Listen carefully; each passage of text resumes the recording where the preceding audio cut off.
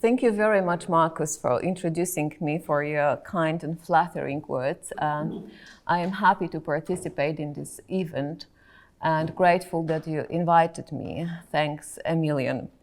So today's talk, entitled Character, Mature Life Relationship in Personal Growth Perspective, is mainly based on the conceptual part of my lab's research program, which is not had been launched yet, I'm afraid.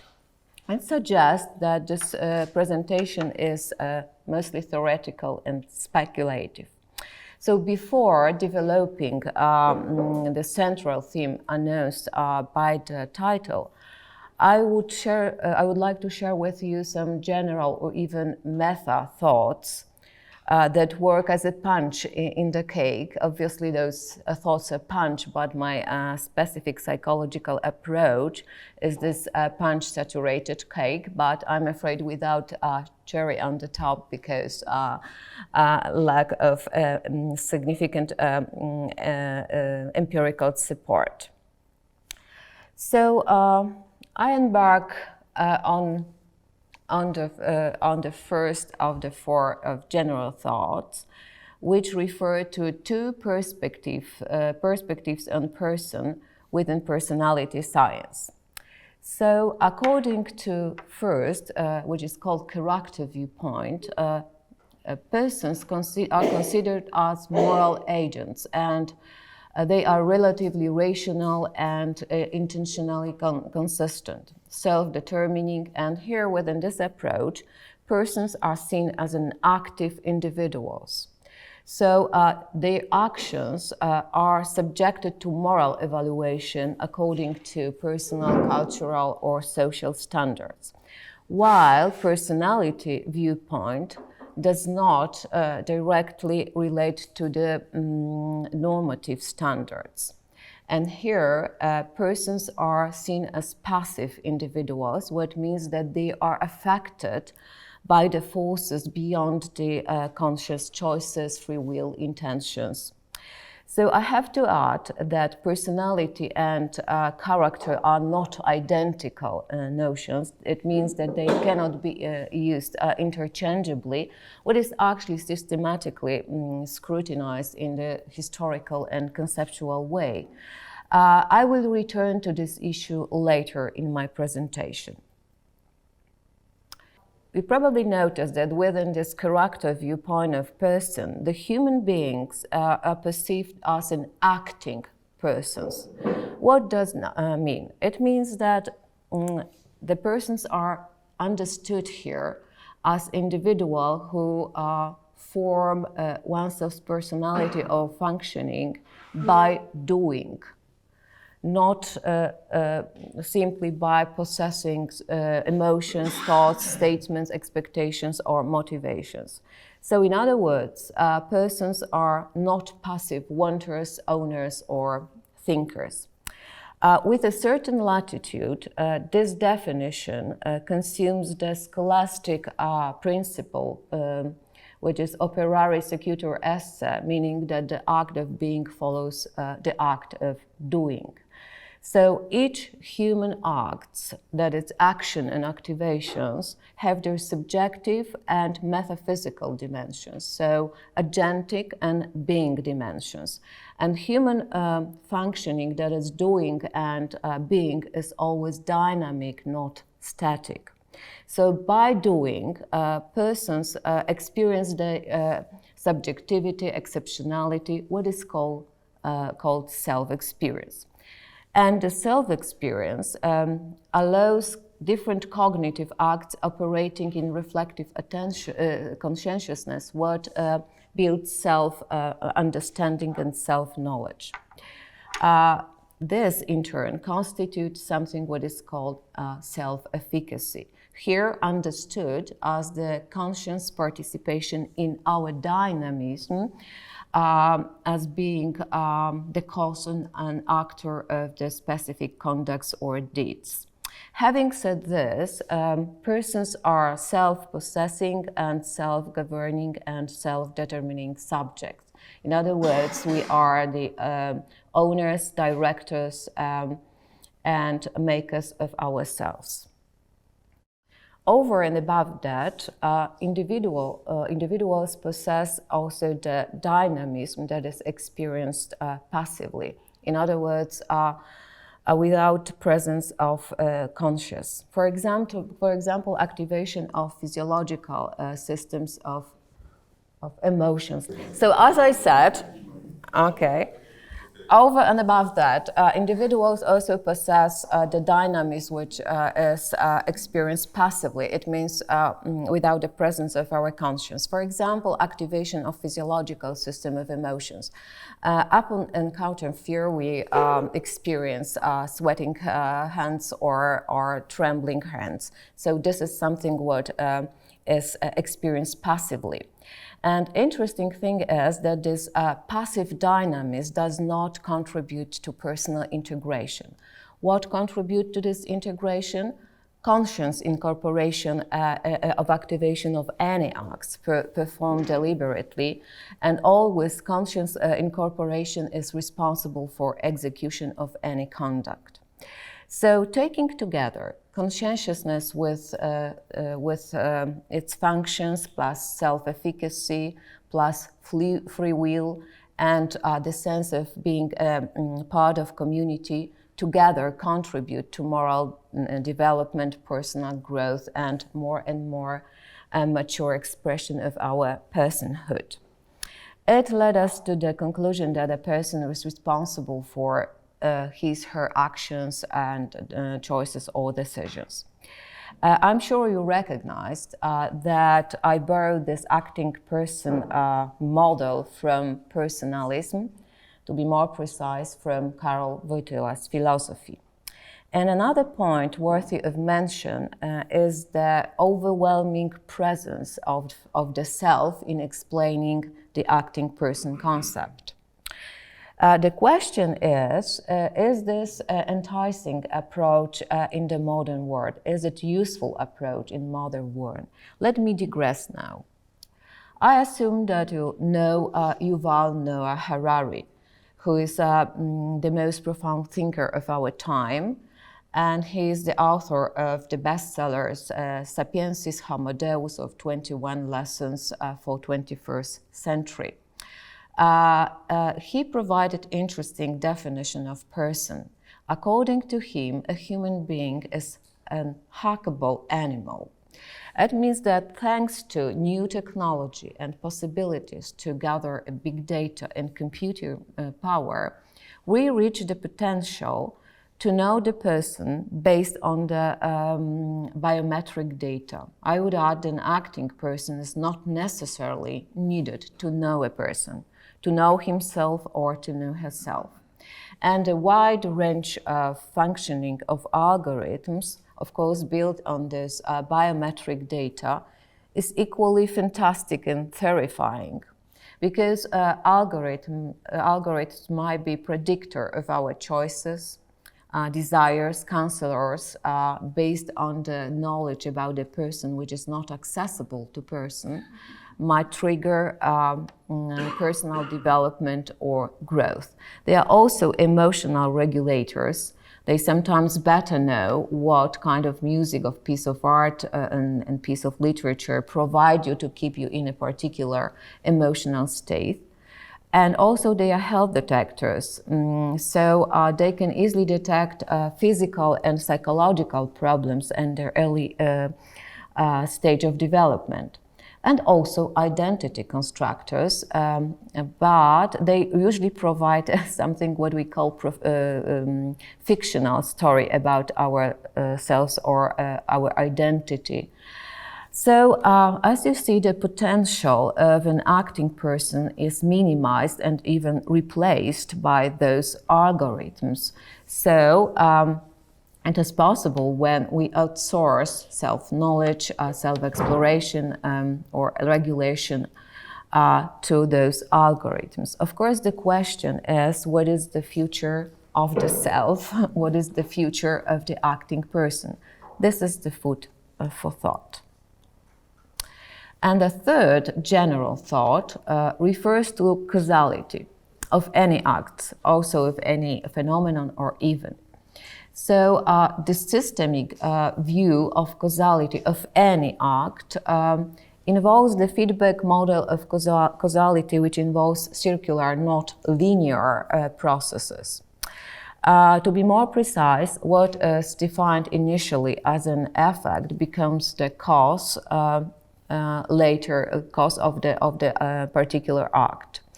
Let me use an example. So in linear language, A represents the usage of maladaptive strategies of regulation emotion, which leads to anxiety. We can say the same in circular language. So B is an anxiety, which produced maladaptive strategies of emotion regulations, and they enhance an anxiety. What is more, different causes can produce the same result, what is called equifinality, and one cause may produce different results, what we call equipotentiality. Again, example, so cause A represents, for example, loss of significant other, what is actually out of acting person dynamism. Cause B is usage of maladaptive strategies of regulation of emotions, what actually belongs to this acting person dynamism. And cause C represents the specific structure of temperament, which in part belongs to passive dynamism of acting person. And those three causes may produce depression. But the cause B, it was usage of maladaptive strategies of emotion regulation, may produce depression, anxiety, or panic. The causality issue brings us to the next issue. This is stability versus variability. I would like to refer to Aristotelian physics now. So an essential part of Aristotelian philosophy is addressed to explanation of the relation between change and stability. So in any change, there must be something stable that actually underlines and persists through the change. So the acting person's dynamism or dynamics of personality can be seen as related to both change and stability. And of course, this dynamics or dynamism are always situation and time dependent. So it was the last of general thoughts. So now it's time to say what is exactly the purpose of this presentation and demonstrate a particular practical utilization of those general thoughts. So watch me. So it is not surprising that the aim of this presentation is to describe and explain the relation between character and mature love, and also speculate about possible psychological modifiers of this relation. And character and mature love are seen here as the areas to grow. So based on the personal growth processes, those processes initiate and facilitate both of them. And although my thinking model is circular, and I am aware that all elements of this model, namely growth, character, and mature love, might be cause and effect, I decided to choose one path of these circular interdependencies to analyze. So I assume that growth influences character and character influences mature love. So when I analyze the relation between character and mature love, this personality growth and character and mature love must be explained, must be defined. Probably you've heard a lot of definitions of personal growth, but I'm going to tell you about my favorite. So this is after Mowers and colleagues. They defined personal growth as a process, a holistic, dynamic, self-directed, and gradual, sociocognitive embodied. And through this process, people undergone a set of multiple mental shifts. For example, increase in self-awareness, increase in openness to change, or increase in responsibility. And this set of multiple mental shifts allows ongoing and fluctuating this process over the long period of time. And of course, growth is aimed at increasing resources. For example, having bright character traits. For what? For enhancing good life, well-being, functioning well. And conscious and unconscious willingness and motivation to initiate or engage oneself in the growth process determines personal growth. And here we observe the individual differences in motivation to engaging in growth. For example, wish for change, for good life, for self-coherence, or influence of a significant personal idol. And studies suggested also that the personal growth is not age-dependent, but it is the social environments dependent. So actually social environments play enabling or preventing a role here.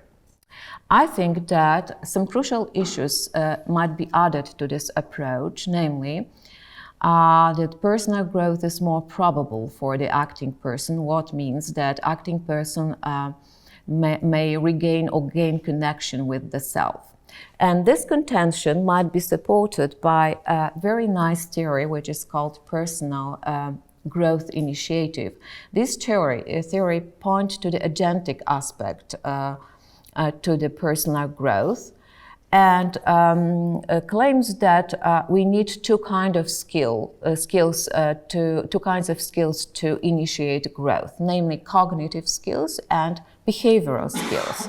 Cognitive examples are this is readiness to planning the change, or readiness for change, or also knowledge about when to change. Behavioral skills, they refer to, for example, intentional involvement in behavior, or looking for external sources to support change.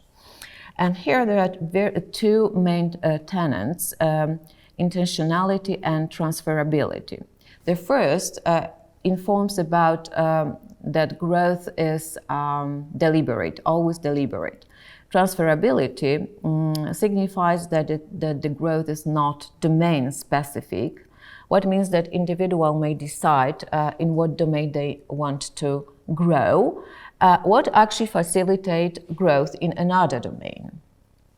There are some subsequent additions to Mauer's approach. Okay, so although the growth seems to be natural in some part, it is not given or not necessary one. It means that people might avoid or reject growth because they have no motivation to initiate or engage themselves in personal growth.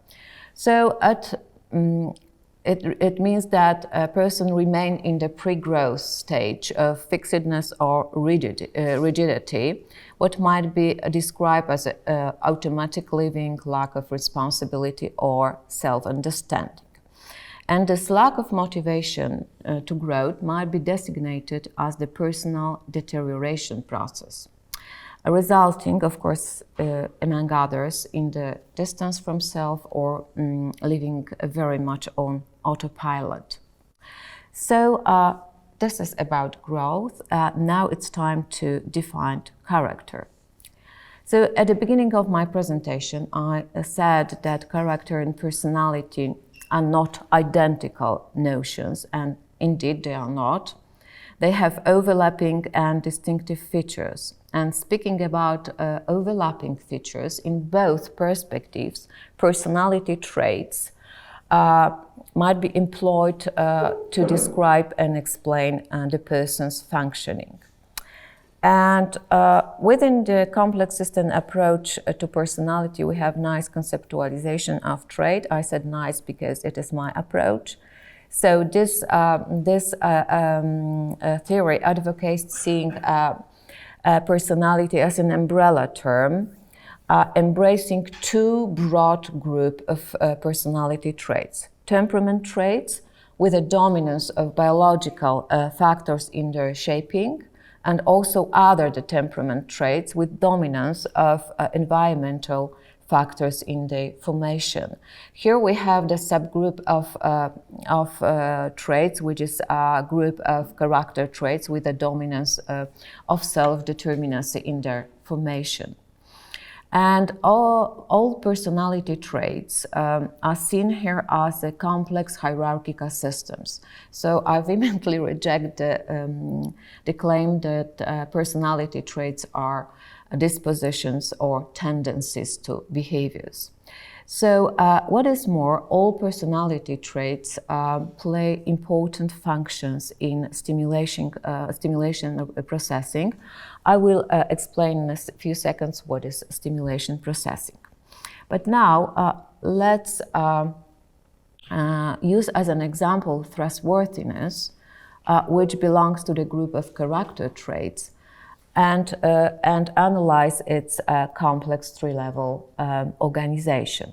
So trustworthiness has, as I said, a complex three-level organization, including mechanisms, components, and behavioral markers.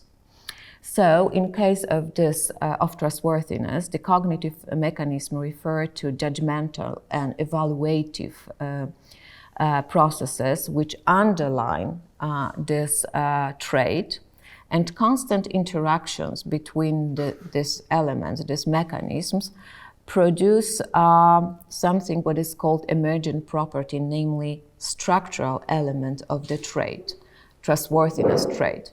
Here we have honesty, reliability, or loyalty. They are also traits.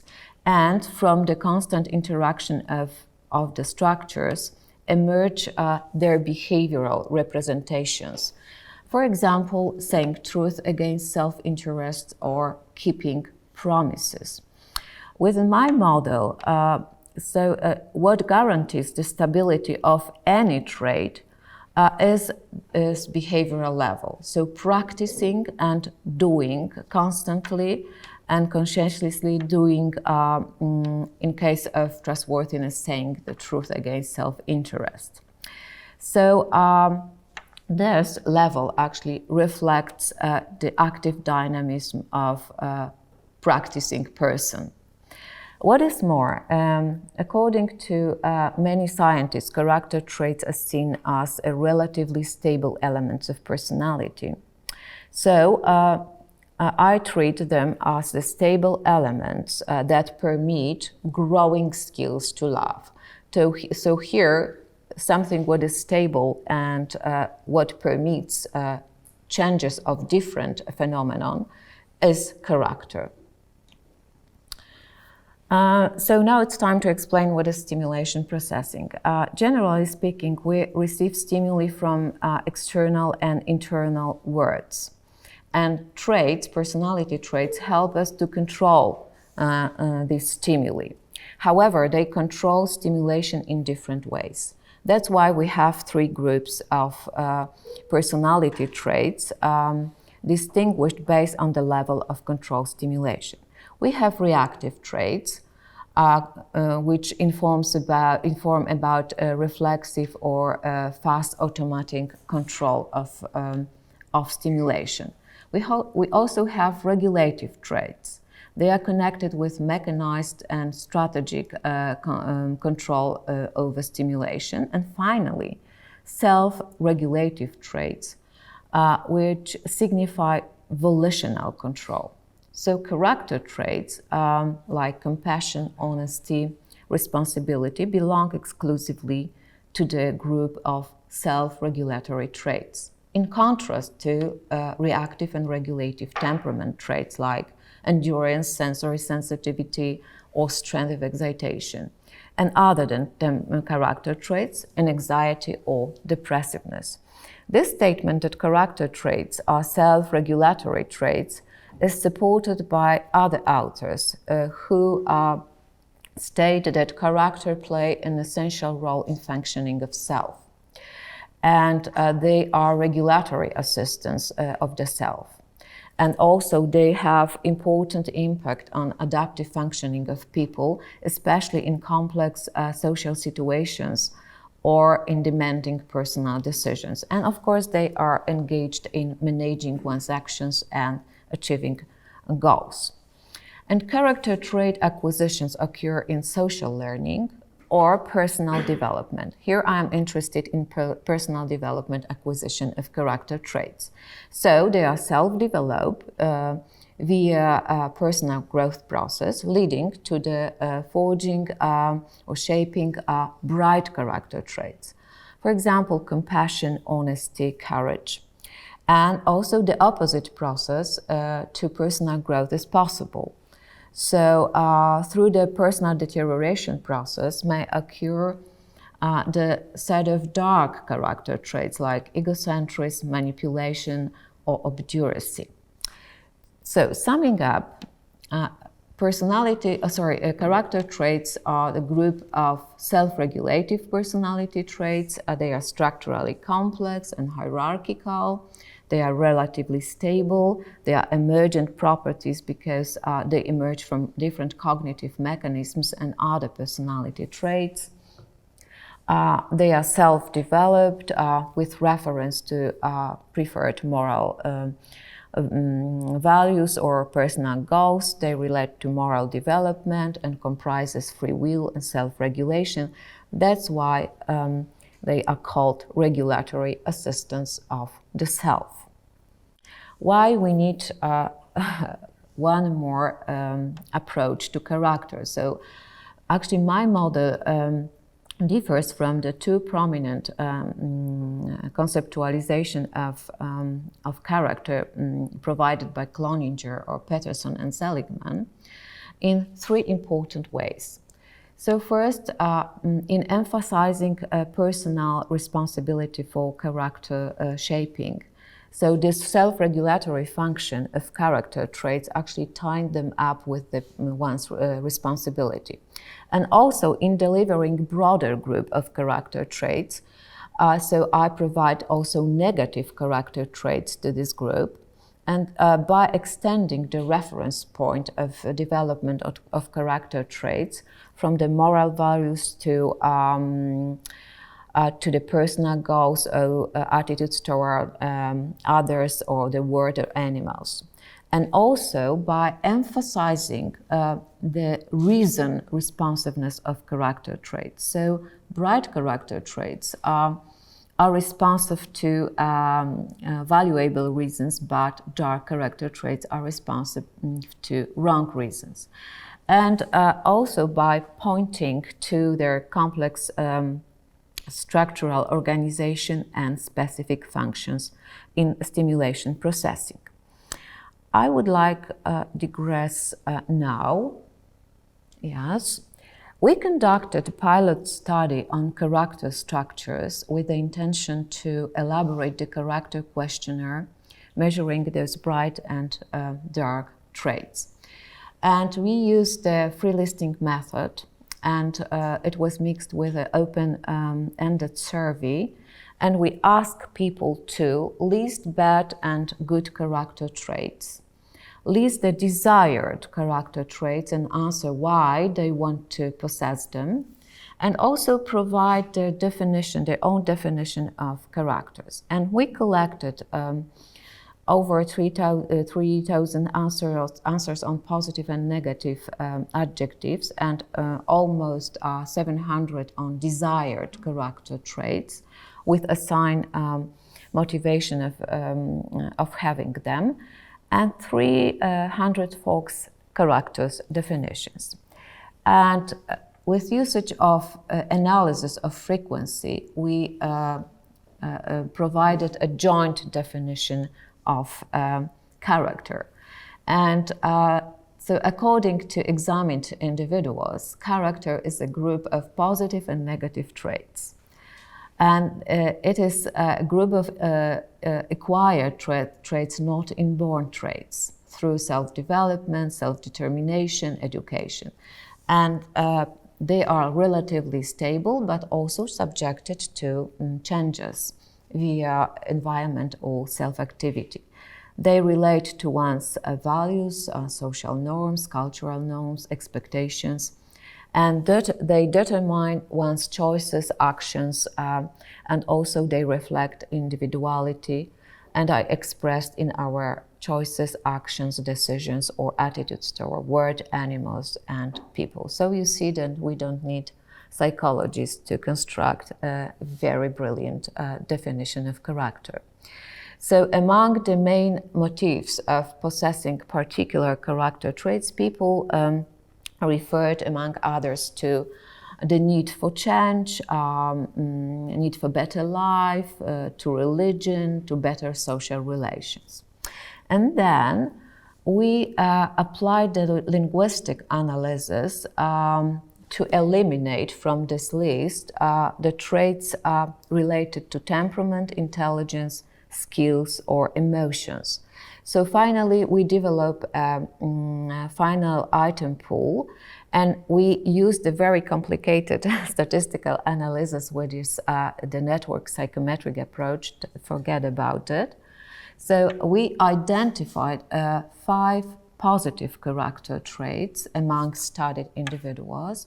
That is reverent, diligent, humble, prudent, and friendly. And 5 negative character traits: slothful, dogged, egoistic, arrogant, or irresponsible. And we discovered something interesting. To my surprise, people want to have dark character traits. And among motifs of having dark character traits, bad reasons have been identified. For example, controlling people, dominating others, enhancing one's toughness. It corresponds with very interesting studies by Hudson. And this author concluded that generally people do not want to change their levels of dark triad, namely Machiavellianism, narcissism, or psychopathy. So why people want to be narcissistic? Because they want to be natural leaders, because they want to be the center of attention, or being someone who makes activities lively such that people feel things are dull if they are not there. Why psychopathy? To become less afraid of dangerous situations or become someone who others are afraid to mess with. I think it is really interesting. So this is time and right moment to introduce love. Love is in pink. So with reference to the relevant literature, we can find the several general frameworks for conceptualization of love, and most of those frameworks are focused on romantic love and love styles, and define love as a prototypical emotion or subjective experience or attitude. So the field still waits for definition of love, which is appropriate not only to romantic love, and also which is addressed to a mature form of love. So that's why I proposed my own model of love, and I define love as a complex psychological process leading from the predominantly spontaneous and unstructured reactions and behaviors toward the love subject to the deliberately taken, structuralized and self-enhancing decisions. So we can say that the mature love is generally seen as a deliberately taken decision. And I propose the specific structure of mature love, which involves 4 constantly active wants or desires. So this is I want to be component, I want to feel component, I want to know component, and I want to do. So the first one, I want to be, means physical and emotional closeness, or physical and emotional presence, and also intimate and sharing communication. And we now are working on the appropriate method assessing these 4 wants. And we decided to choose the experiential method, which is called day reconstruction method. This method was provided by Kahneman and colleagues. And the general idea of this method is that people are asked to construct the diaries, and they report about different episodes from the previous day. And those episodes might relate, for example, to those expressions, the expressions of love. And this love might be related to God, to a romantic partner, or to the children. So that's why we proposed a list of indices appropriate to each component. And with I want to be component are attached the following indices. My wife was available to share with her something important for me. I was thinking all day about my husband, children, God. And what is I want to feel element? This is a passion, emotional engagement, empathy, or a sense of union with others. And examples of indices. I felt sorry as my husband ignored me all day long. I felt the loving presence of God. I want to know element signifies knowledge and constant learning about the love subject and understanding of the love subject. Examples: I wanted to know what my husband thinks about our political situation. I'm reading the book on adolescence to understand my child. And finally, I want to do component, meaning practical cooperation, interacting with each other for good of we and others, keeping the relation going, caregiving, and joint decisions, etc. Examples: we work together as volunteers for charity. Every day I pray and read the Bible. And mature love might be characterized as complete, dynamic, and active. Complete when there is the presence of the 4 wants in its structure. Dynamic when we find the positive and context-relevant changes in those 4 wants across a lifetime. For example, during a relationship, we can observe intense physical closeness, which actually might be transformed later in a relationship into more latent intimacy. And the third characteristic is active activity, when actually we observe that individuals are engaged in achieving those completeness and dynamics. And the proposed model of love might be applied to parental, divine, or romantic love subtypes. We also elaborated indices of these 3 attributes of love, informing us about different types of love. So we can conclude about mature love, complete love, based on the balanced proportion between those 4 structural elements, which are observed, of course, over time and across situations, with dominating positive content of each structural element. And we can deduce that love is immature when we observe unbalanced proportions between 4 structural elements of love. And here the content might be positive, negative, or ambivalent. And finally, we infer that love is dynamic when we can compare individual results with typical or normative results. So it means that we have to gather more data to elaborate this normative information. And finally, love is active.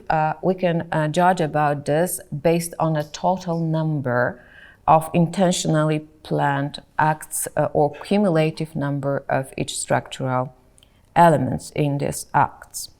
And I want to say that this model is not taken from vacuum, because actually this acting person, free will decisions, wants, comes from Aristotelian virtue ethics.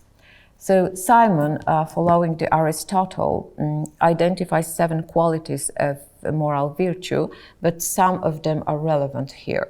For example, motivation quality, which is I want to do element, free will, which is I will do this, and affect quality, which refers to moral emotions, and cognitive quality, informing about deliberation.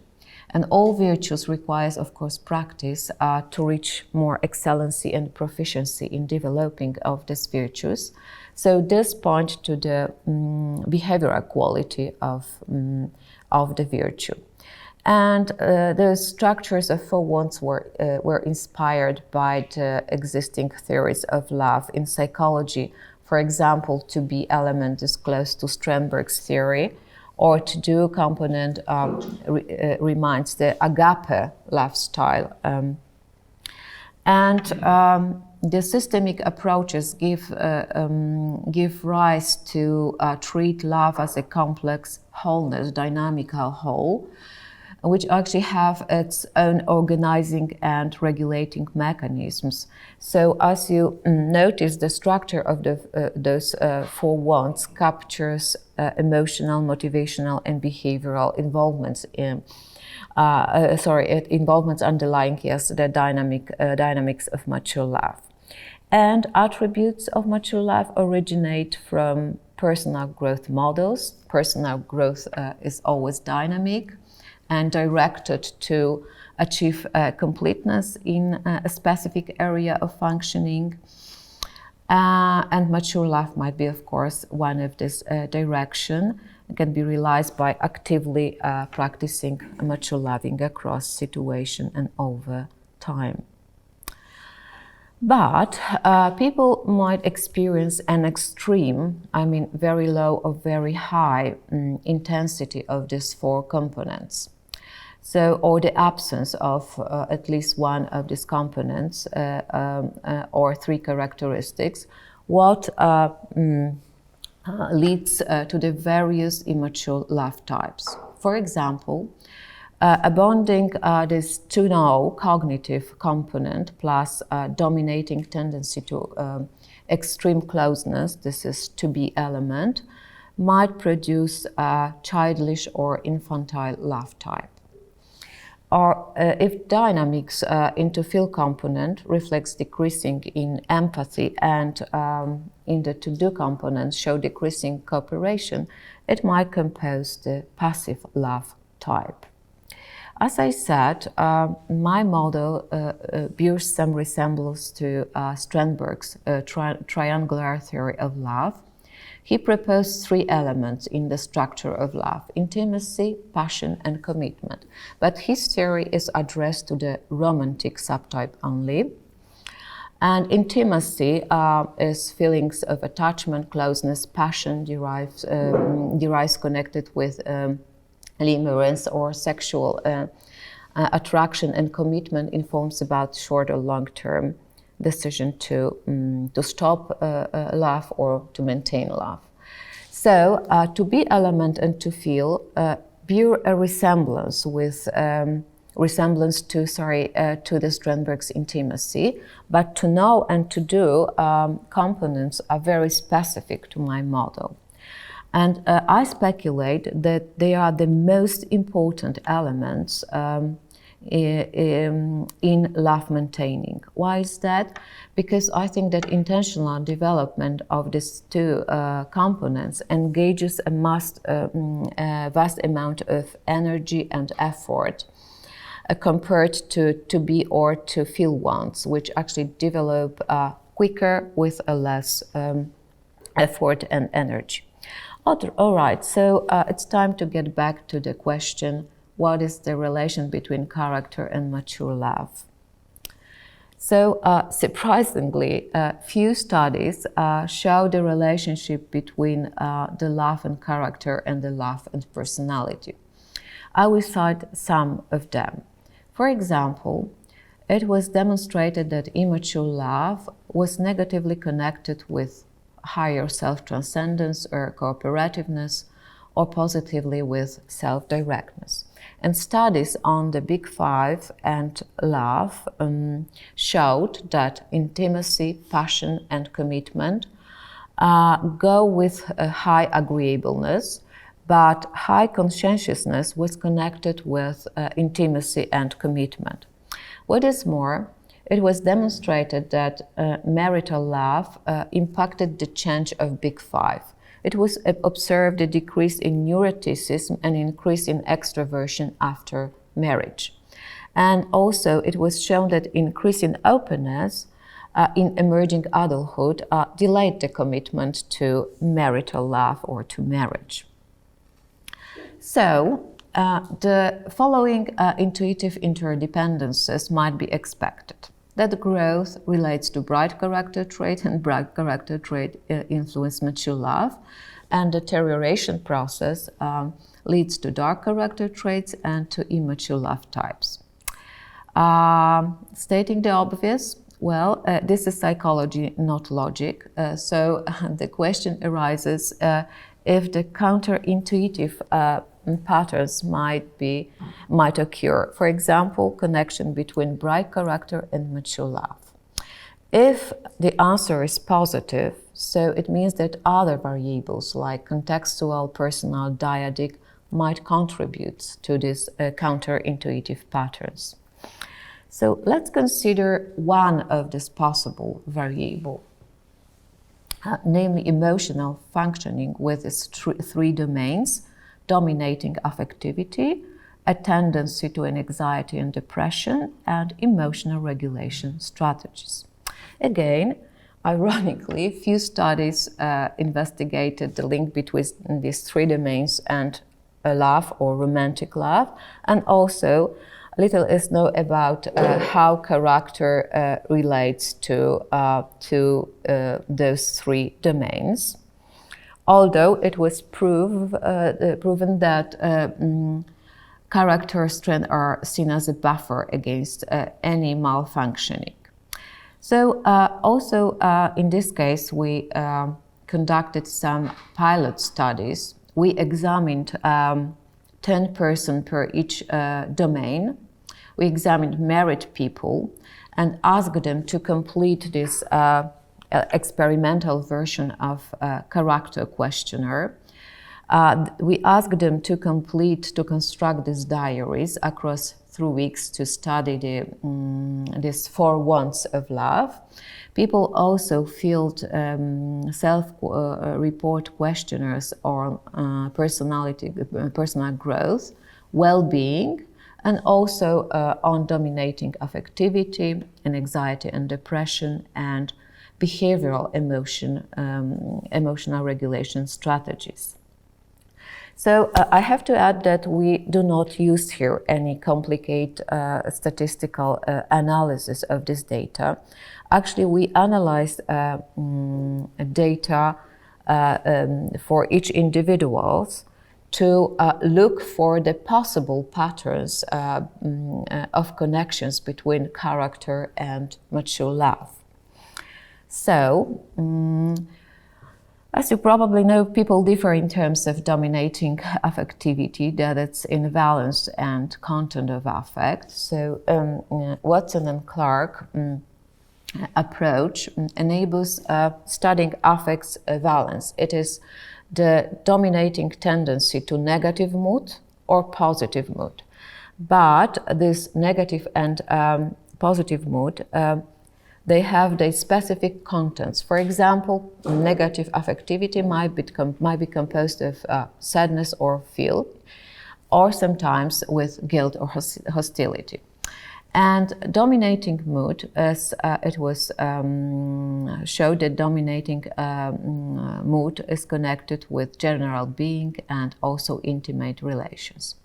So now we can consider two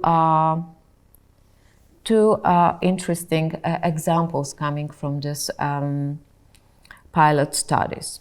Here we have the person with a bright character, having with dominating friendly and humble traits, And this person presents a tendency to negative affectivity with dominating sadness, guilt, or fatigue. And we analyzed this for wants, and we discovered deprived to do want in this case, what suggests inactive and incomplete love. Also, this person receives the low results on well-being and personal growth. And the analysis of this constellation led us to the conclusion that this love is immature and submissive. Why? Because of this fatigue element in dominating negative mood, which probably the most deprived to do element of love.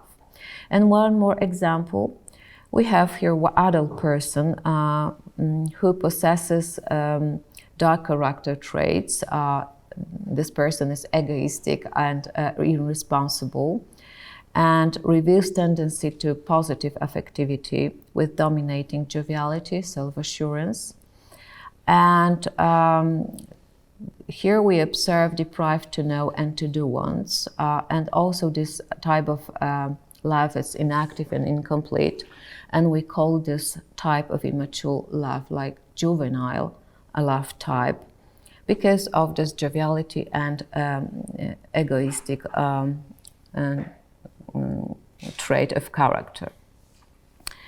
And in anxiety and depression, this is the second example, is always connected with the absence of character strengths and lack of individual resources to growth, including love maturation. And both of them are connected with elevated level of negative affect, while depression goes with decreased positive affect. Fear, anger, nervousness are associated with anxiety usually, but guilt, shame, low joviality, low self-assurance with depression. In my model, I proposed two different types of anxiety and depression, but only two of them I want to use now as an examples, namely somatic arousal and anxiety. This is an anxiety located mainly in body, and anhedonic depression. This is the kind of depression with the deprived motivation element. And fear is a typical characteristic of arousal in anxiety, while sadness and guilt characterize and lower joviality characterize anhedonic depression. So here we have two more examples. So again, adult person, arrogant, egoistic, suffering from an anxiety, which translates into the high fear, negative mood and nervousness. And this combination of traits give us also the immature love. And we observed that all wants were impaired here. Why? Because probably of inability to be close, to build close relation, lack of resources to growth because of anxiety, and a specific collection of emotions and focusing on oneself, and also the high reactiveness of this person because of high arousal and anxiety. Suggested that this immature love might be called impulsive immature love. And next example, here we have a prudent and humble adult person with a tendency to anhedonic depression. This person is very sad and have a high sense of guilt and lack of energy, connected with anhedonic depression, lack of motivation to any activity. So our hypothesis here was that probably these depressions steals the thunder and dominates character traits. That's why we call this type of love frozen or stalled, static love. And last example, emotional regulation is the process addressed to eliciting, changing, or maintenance of emotional states, and we can do it by selecting different strategies of emotion regulation. And those strategies are very important to, very important to personal growth. And here, behavioral emotional regulation strategies are used as an example of such strategies. And those strategies cover 2 positive strategies and 2 negative. Positive, seeking distraction, actively approaching, and seeking social support. And 2 negative, withdrawal and ignoring. And again, I have 2 examples of interesting patterns. So we identified a person with dominating, reverent and friendly and prudent character traits. This person utilized positive strategies of emotion regulation, namely actively approaching and seeking social support, what produces mature love, and it was connected with high level of well-being and high level of skills to personal growth. And one more example, arrogant and slothful person who uses ignoring and withdrawal strategies. Here we observed impaired to be, to feel, and to do wants. Low results on well-being and personal growth. And we call this type of love as manipulative because always this ignoring and withdrawal strategies goes with manipulation. So I am done. However, I wish you remembered at least 4 things. First, that the outsource potential of the acting person or the self does not favor personal growth. Second, that persons specify growth areas. So character formation and maturation in love might be examples of those areas. However, the transferability assumption does not always work. So I refer here to the patterns, bright character connected with immature love. Why? Because other variables might modify this relationships, and here a relation between character and love. Thank you very much for your patience.